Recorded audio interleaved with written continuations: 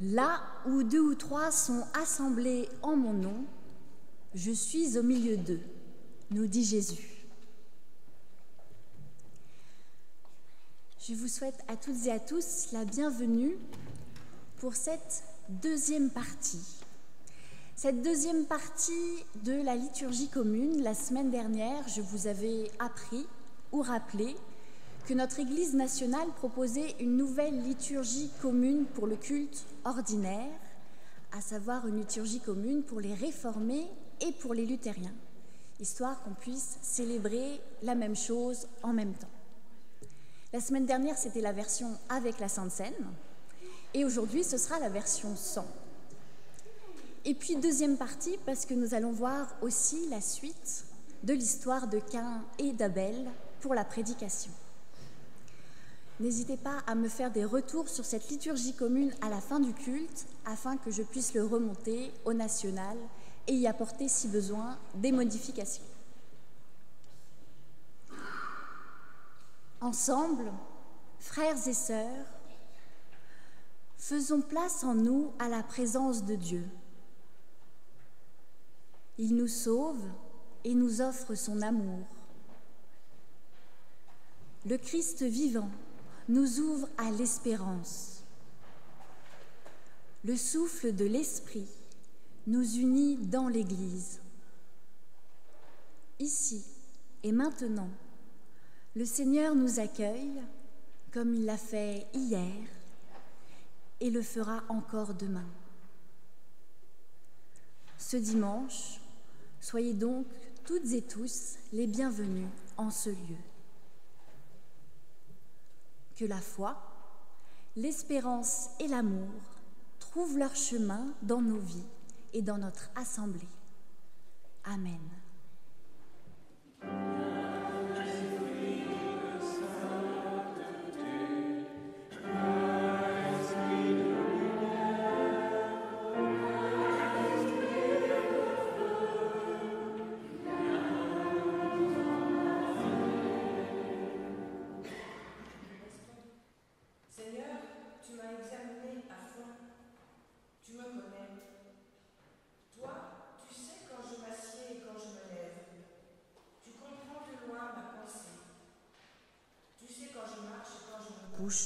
Et tu pénètres toutes mes voies.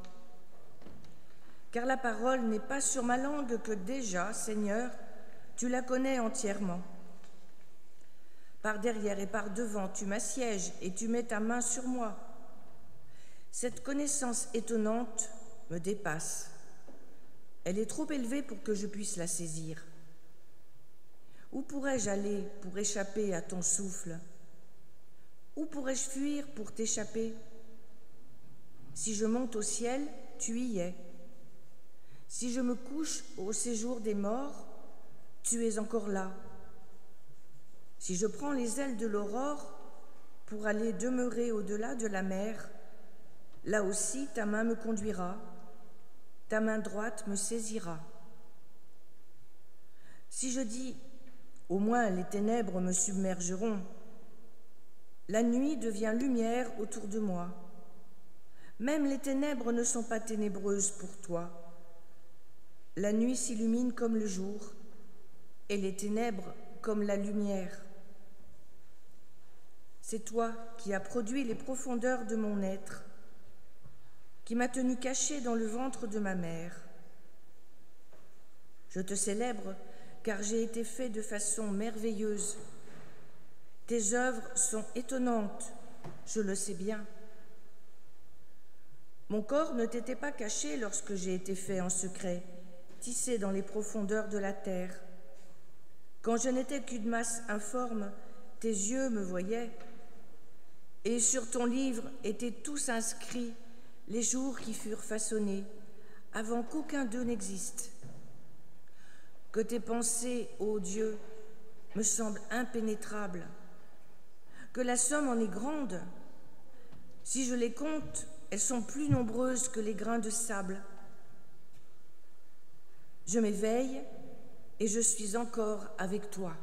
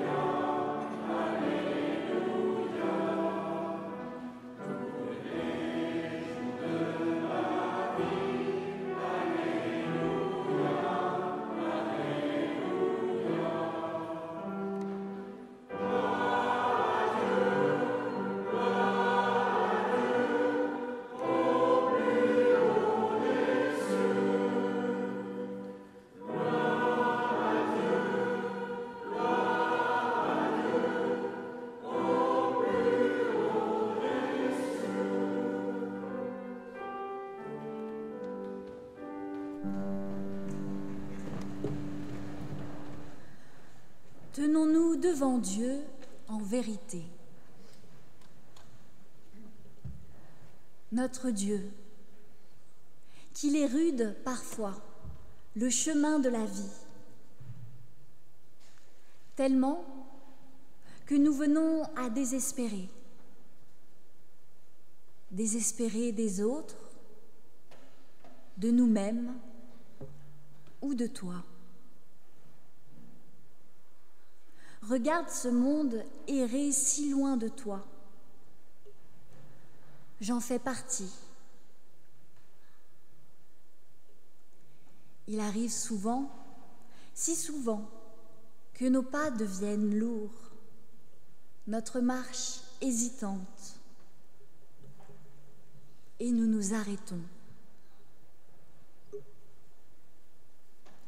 Il arrive souvent, si souvent, que la violence vienne brouiller nos relations et la désillusion nous enferme. Comment croire en un chemin possible? Il y a des heures où ta promesse nous paraît incertaine. Viens toi-même nous relever.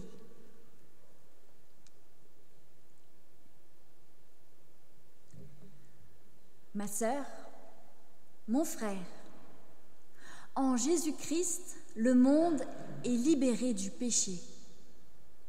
Rien ne peut nous séparer de l'amour de Dieu. Il nous donne de croire qu'en toute impasse s'offre un passage. L'homme de Nazareth se fait lui-même chemin. Pour toi, pour moi, pour nous. Il ouvre en nos cœurs des chemins de vie, de confiance et d'espérance. Amen.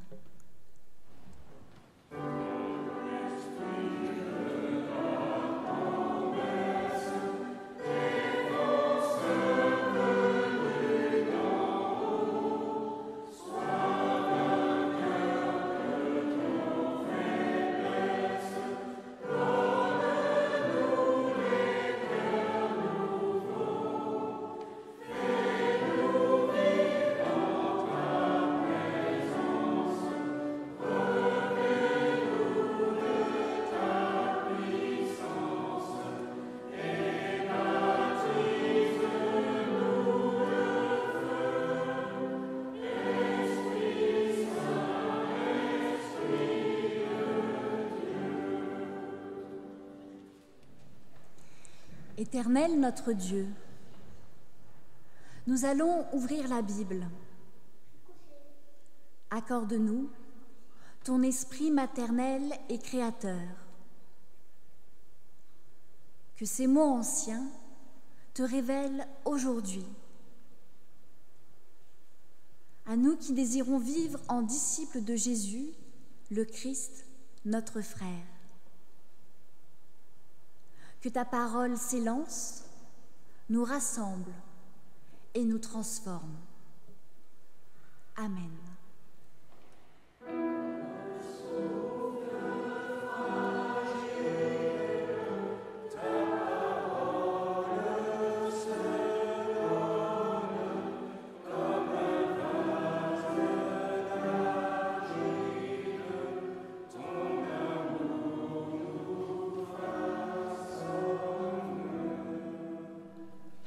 Nous lisons dans le livre de la Genèse, au chapitre 4, les versets 1 à 16. L'homme eut des relations avec Ève, sa femme. Elle fut enceinte et mit au monde Caïn. Elle dit : « J'ai produit un homme avec le Seigneur. » Elle mit encore au monde Abel, son frère. Abel devint berger de petit bétail et Caïn cultivateur. Après quelque temps, Caïn apporta du fruit de la terre en offrande au Seigneur. Abel lui aussi apporta des premiers-nés de son petit bétail avec leur graisse. Le Seigneur porta un regard favorable sur Abel et sur son offrande. Mais il ne porta pas un regard favorable sur Caïn, ni sur son offrande. Caïn fut très fâché, et il se renfrogna. Le Seigneur dit à Caïn, « Pourquoi es-tu fâché? Pourquoi es-tu renfrogné? Si tu agis bien, ne relèveras-tu pas la tête? Mais si tu n'agis pas bien, le péché est tapi à ta porte, et son désir se porte vers toi. À toi de le dominer. » Caïn parla à Abel, son frère. Comme ils étaient en pleine campagne, Caïn se jeta sur Abel, son frère, et le tua. Le Seigneur dit à Caïn, « Où est Abel, ton frère ?» Il répondit, « Je ne sais pas. Suis-je le gardien de mon frère ?» Alors il reprit, « Qu'as-tu fait? Le sang de ton frère crie de la terre jusqu'à moi. Maintenant, tu seras maudit, chassé de la terre qui a ouvert sa bouche pour recevoir de ta main le sang de ton frère. Quand tu cultiveras la terre, elle ne te donnera plus sa force. Tu seras errant et vagabond sur la terre. » Caïn dit au Seigneur, « Ma faute est trop grande pour être prise en charge. Tu me chasses aujourd'hui de cette terre. Je serai caché. Tu ne me verras plus. Je serai errant et vagabond sur la terre. Et si quelqu'un me trouve, il me tuera. » Le Seigneur lui dit, « Alors, si quelqu'un tue Caïn, on le vengera 7 fois. » Et le Seigneur mit un signe sur Caïn pour que ceux qui le trouveraient ne l'abattent pas. Puis Caïn se retira de devant le Seigneur et s'installa au pays de Nod, qui veut dire vagabondage, à l'est d'Éden. La semaine dernière, nous nous sommes attaqués à une des histoires les plus connues de l'Ancien Testament, l'histoire de Caïn et d'Abel. Nous avons passé 20 minutes à réfléchir aux 5 premiers versets de ce texte. Pour celles et ceux qui n'étaient pas présents, je vous propose, après le culte évidemment, dans la semaine, d'écouter cette première prédication sur notre chaîne YouTube. C'est celle du 11 août. Mais pour ceux qui n'étaient pas là, et pour ceux qui auraient un peu oublié, je vais quand même vous faire un mini-résumé. J'ai choisi comme clé d'interprétation la signification des noms. Caïn, qui veut dire celui qui acquiert, et Abel, celui qui n'est rien, ou buée, sans consistance. Ils sont, à eux deux, ce qui définit l'humanité. Caïn, avec son désir d'être défini par ce qu'il a, avec notre envie d'être immortalisé dans l'histoire, par ce que nous avons fait, par ce que nous avons construit, acquis durant notre vie. Et Abel, cette réalité qui est que nous ne sommes rien de plus qu'un petit peu de buée, terriblement fragile et mortelle, destinée à nous évaporer sans laisser de traces de notre passage sur terre. En ce sens, nous pouvons dire que nous sommes tous à la fois des Caïn et des Abel. Je reprends le texte là où nous nous étions arrêtés. Caïn vient de faire une offrande à Dieu et Dieu ne l'a pas regardé. Caïn est vexé. Et dans l'hébreu, on dit que son visage tombe et qu'il s'enflamme. Il est en colère. Et cela, nous le comprenons facilement. Combien de fois, dans notre enfance, nous est-il arrivé de ne pas être regardés par nos parents comme nous l'aurions souhaité? Combien de fois avons-nous attendu des paroles d'amour et d'encouragement qui ne sont pas venues?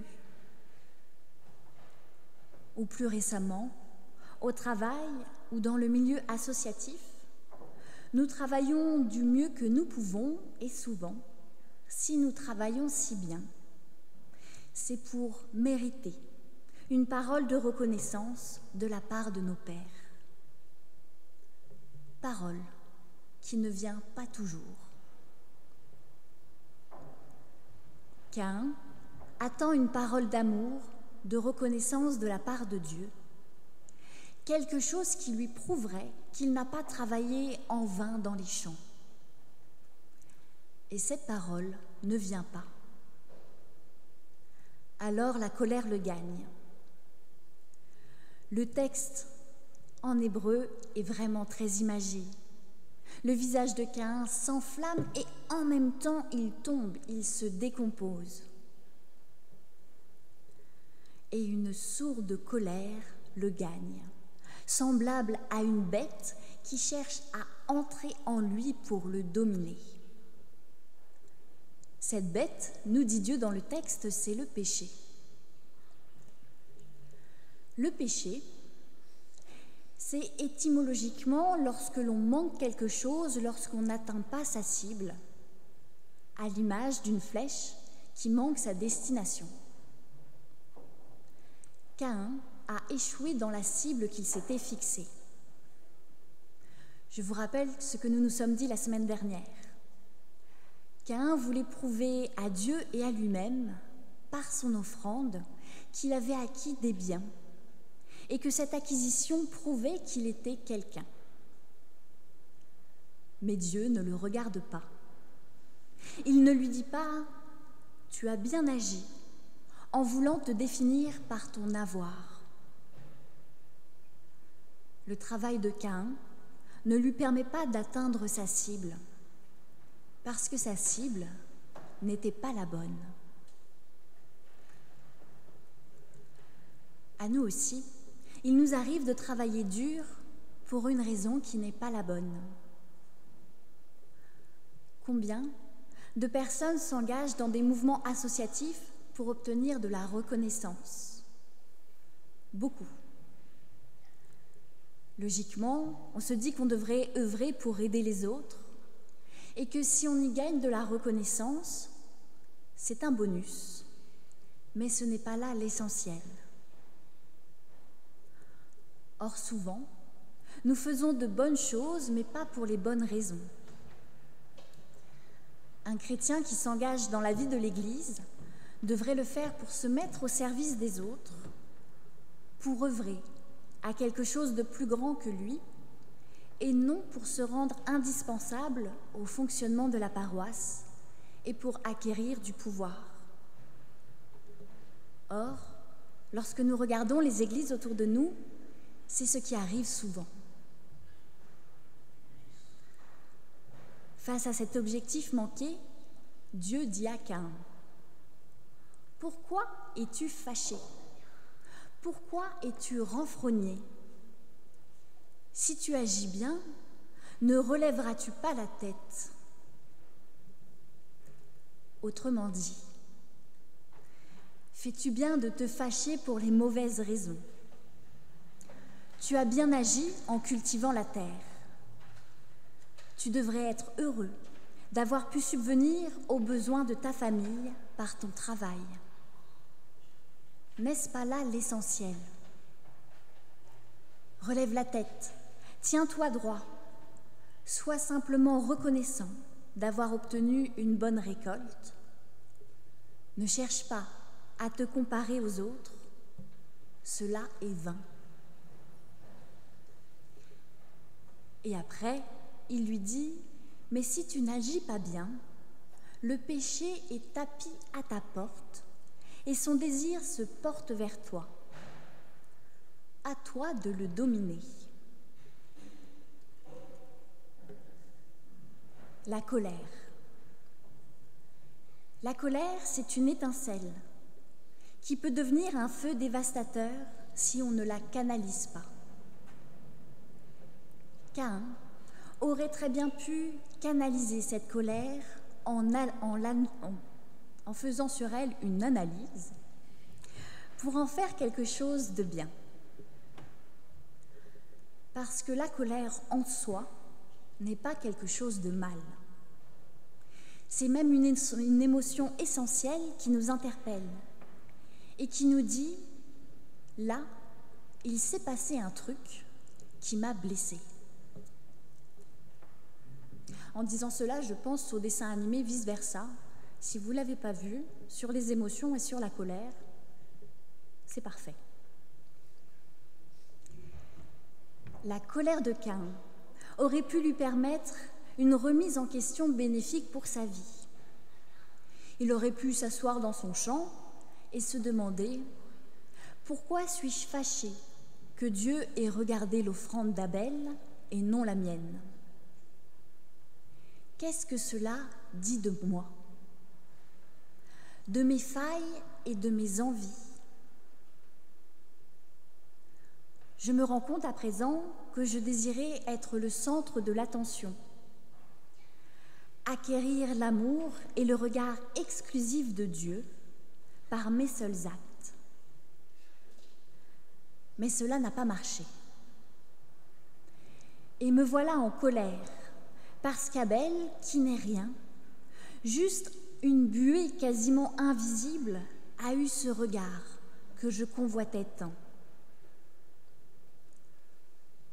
Pourquoi suis-je jaloux de mon frère ? Qu'est-ce que cela dit de moi ? Aurais-je peur de réaliser que moi aussi je ne suis rien, juste un peu de buée destinée à disparaître ? Caïn aurait pu se poser toutes ces questions. Il aurait pu travailler sur sa peur de la finitude et de la fragilité. Il aurait pu, grâce à cette étincelle de colère, changer de cible et progresser. La colère contre Dieu et contre son frère aurait alors disparu. Au moment où il se serait aperçu qu'en réalité, il était plus en colère contre lui-même, en colère de s'être trompé de cible, d'avoir agi pour les mauvaises raisons. Alors, il aurait pu relever la tête, il aurait pu avancer sur son chemin de vie. Caïn aurait pu dialoguer avec Dieu. Avec ce Dieu qui prend le temps de voir la colère de Caïn et de pointer du doigt ce qui ne va pas. Mais Caïn refuse le dialogue. Il ne répond pas à Dieu et il s'enferme sur lui-même. Lorsque nous sommes en colère, nous nous enfermons sur nous-mêmes. Et lorsqu'un enfant agit ainsi, on dit qu'il boude. Vous savez, il se met dans un coin, seul, avec sa colère, et il n'adresse la parole à personne. Et lorsqu'un adulte vient le voir, il lui tourne le dos, il croise les bras pour bien lui signifier qu'il refuse le dialogue. Comme un enfant, Caïn refuse le dialogue avec Dieu. Peut-être par peur de lui avouer que sa colère est en partie dirigée contre Dieu, contre son Créateur. Souvent, j'entends des personnes qui me disent qu'elles sont en colère contre Dieu et qu'elles culpabilisent parce qu'elles ont l'impression qu'elles n'ont pas le droit d'être en colère contre Dieu, que ça ne se fait pas, qu'on n'a pas le droit d'engueuler Dieu, tout simplement, parce que quand même, on lui doit le respect. C'est notre Créateur. C'est nous qui sommes bêtes et qui ne comprenons rien. Et dans ces cas-là, moi, j'ouvre le livre des psaumes. Ce livre est magnifique et pas que pour la partie louange que nous lisons souvent. Si j'aime beaucoup ce livre, c'est surtout parce qu'il y a des tas de passages où le psalmiste est en colère, est triste et désespéré. Et alors il permet d'engueuler Dieu, de lui exprimer sa colère, de lui dire que là, vraiment, ça ne va pas.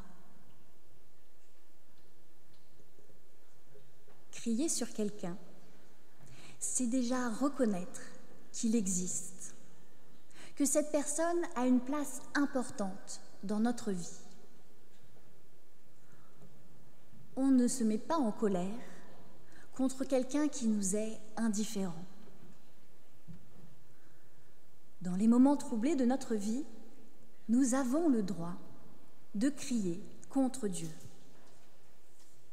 Et une fois notre colère exprimée, sortie de nous par des mots, alors la discussion devient possible, source d'apaisement et de réconciliation.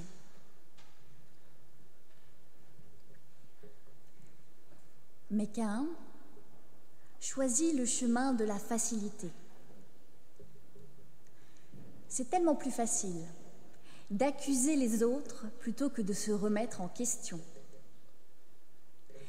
C'est tellement plus facile de rejeter sur son frère toute la faute et de se débarrasser de lui, plutôt que de se poser pour travailler sur soi. Tuer Abel pour rester le centre, l'aîné bien-aimé et regardé par Dieu.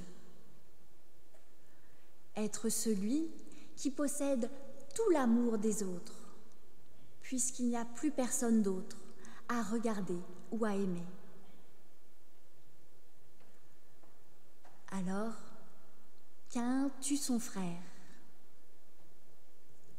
Mais le problème n'est pas réglé. Dieu chasse Caïn de sa terre et il devient alors errant et vagabond. Et j'aime particulièrement cette ironie que l'on entend en français. Le mot « errant », phonétiquement, nous fait penser à « erre ». Caïn a voulu détruire Abel, celui qui n'était que buée, souffle, rien qu'un courant d'air. Mais alors, c'est Caïn qui devient erre, errant sur la terre.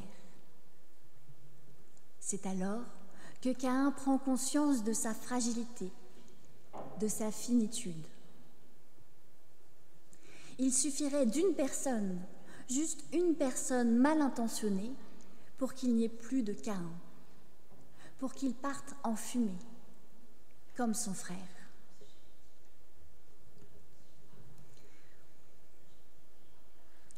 Il y a quelques semaines, j'ai entendu une histoire qui m'a marquée et qui m'a permis d'avoir le courage de commencer cette prédication. Une personne que j'accompagne m'a dit qu'elle avait failli mourir de la façon la plus bête qui soit. Elle était montée sur un escabeau pour faire le ménage ou pour ranger quelque chose. Et en plus, elle venait juste de laver le sol, ce qui fait que le sol était bien glissant. Donc je vous laisse imaginer, monter sur un escabeau avec un sol glissant, ça a fait patatras. Elle a basculé. Et sa tête a heurté un large pot de terre qui contenait une plante de bonne taille. Sa tête a heurté le pot. Elle m'a dit « J'aurais dû me briser la nuque ». Mais quelques jours avant, le rebord du pot en terre s'était fissuré. Et petit à petit, il s'était détaché du pot, créant une ouverture. Une ouverture comme ça, de la taille de la tête de cette personne. Et lorsqu'elle est tombée, sa tête s'est posée à l'endroit précis où le rebord du pot était tombé. La terre du pot a amorti sa chute et sa vie a été protégée. Elle m'a dit « J'ai réalisé à quel point j'étais fragile, que ma vie ne tient qu'à un seul fil. Maintenant, je vois chaque jour comme une bénédiction, car j'aurais pu mourir. Cela m'a permis de me repositionner dans ce que je fais tous les jours, de prendre de la distance par rapport à mon travail et par rapport à plein d'autres choses.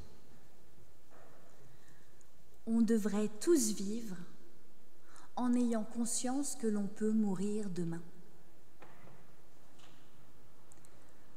Le pot cassé, elle ne l'a pas remplacé.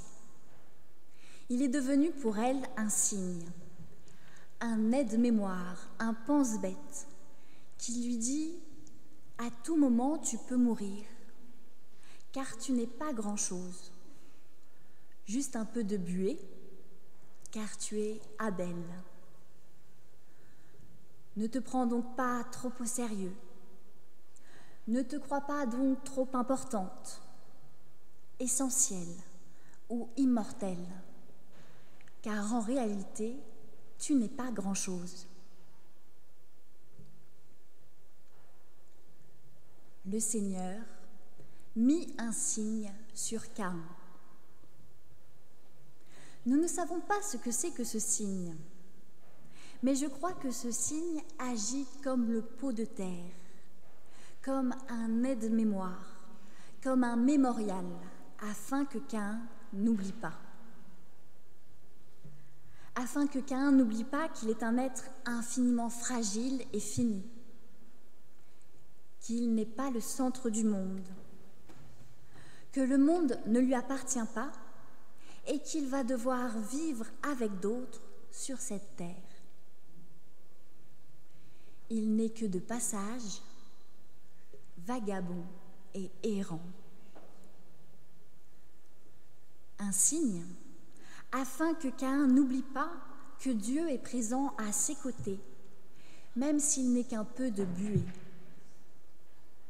Un signe pour que Caïn n'oublie pas que Dieu l'accompagne et le garde, qu'il est à l'écoute et prêt au dialogue.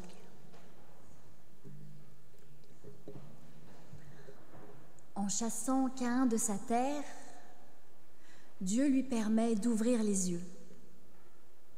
Il lui donne une qualité nouvelle, un signe pour affronter cette situation inattendue.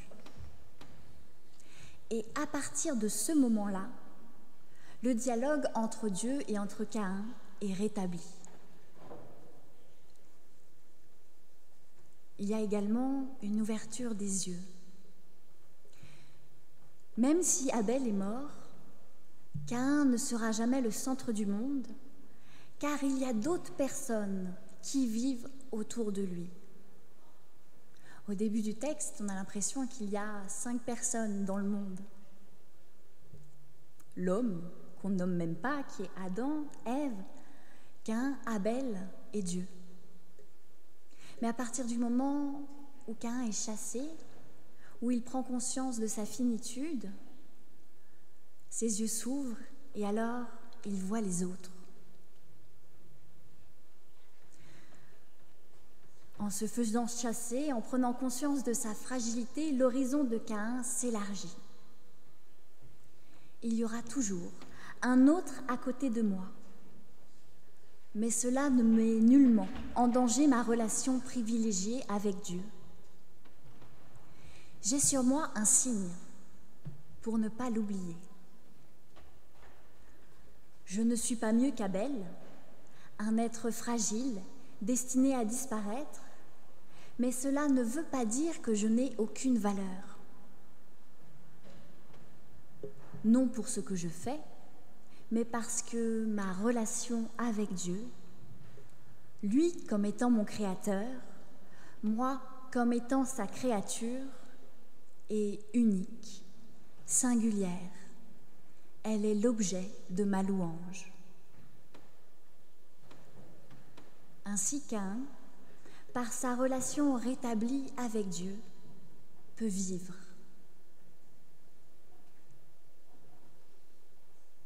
Et nous sommes tous descendants à la fois d'Abel et de Caïn. Puissions-nous ne pas l'oublier. Amen.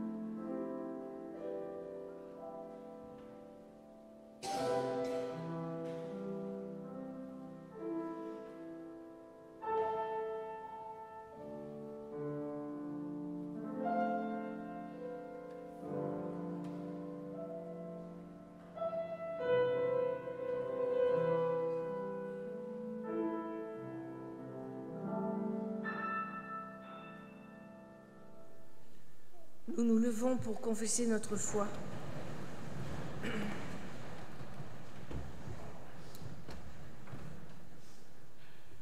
Je crois en Dieu, Père de Jésus-Christ et notre Père. De lui je reçois mon nom et l'appel à être vivant. Je crois en Jésus-Christ, Fils du Père et compagnon de mon humanité. Dans son visage, je reçois tous les visages à aimer. Je crois en l'Esprit Saint, respiration de tendresse entre le Père et le Fils. De lui, je reçois le souffle qui fait respirer ma vie jour après jour. Je crois à l'Église, corps du Christ pour le monde, une dans son fondement, plurielle dans ses manifestations. D'elle, je reçois avec mes sœurs et mes frères de baptême l'élan de vivre à la suite du crucifié ressuscité.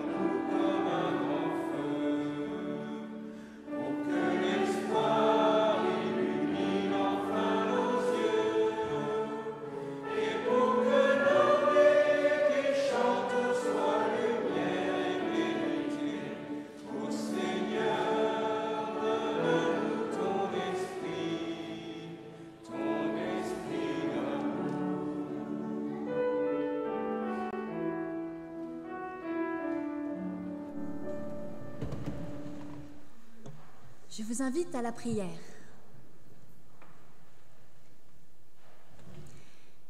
Seigneur notre Dieu, nous te prions pour les familles, nos familles,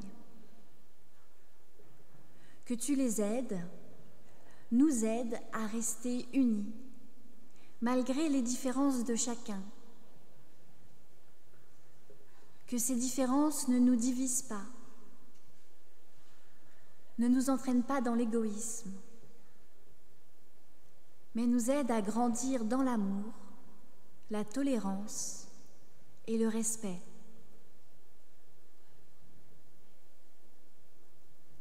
Nous te prions pour celles et pour ceux qui, aujourd'hui, se sentent mis de côté, traités injustement, pas assez regardés. Qu'ils trouvent la force de dominer leur colère tout en écoutant cette étincelle qui leur dit quelque chose d'eux-mêmes. Donne-leur la force de ne pas céder au découragement et à la peur, car tu désires les relever, leur prodiguer ton amour et leur donner un avenir.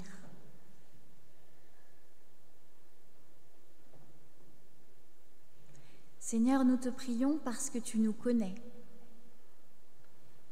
Tu sais que nous aimons être favorisés, considérés, être les premiers. Pourtant, toi, tu aimes chacune et chacun de nous de tout ton amour.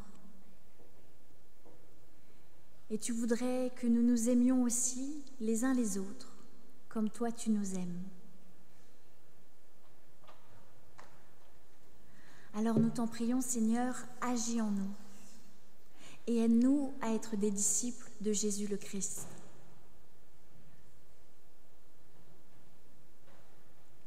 Enfin, nous te prions pour les personnes malades, fragilisées par leur maladie. Permets qu'elles trouvent le réconfort par une visite, par les personnes qui les accompagnent et les soignent, par ta présence. Nous te les confions dans le secret de notre cœur.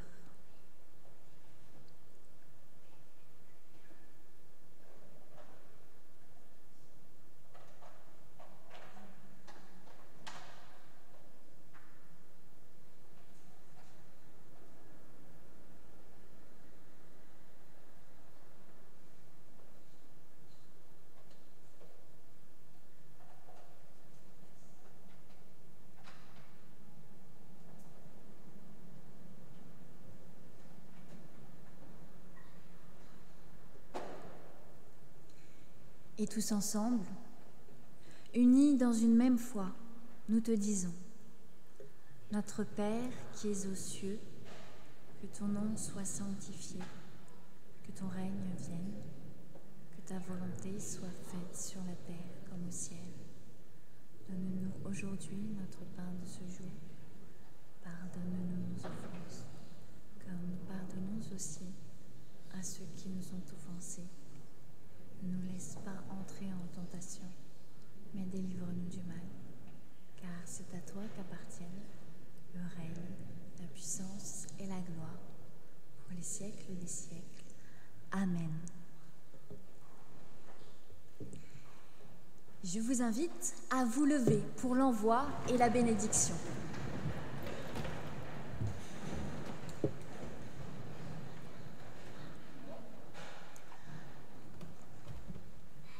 Comme la pluie descend du ciel, arrose la terre et fait germer les plantes, la parole de Dieu, déposée dans les cœurs, fait grandir la foi, l'espérance et l'amour. Le Christ nous envoie. Recevons la bénédiction de Dieu pour être une bénédiction les uns pour les autres. Que le Dieu de toute grâce nous bénisse, qu'il fasse pour nous rayonner son visage, qu'il tourne son regard vers nous et nous accorde sa paix. Amen.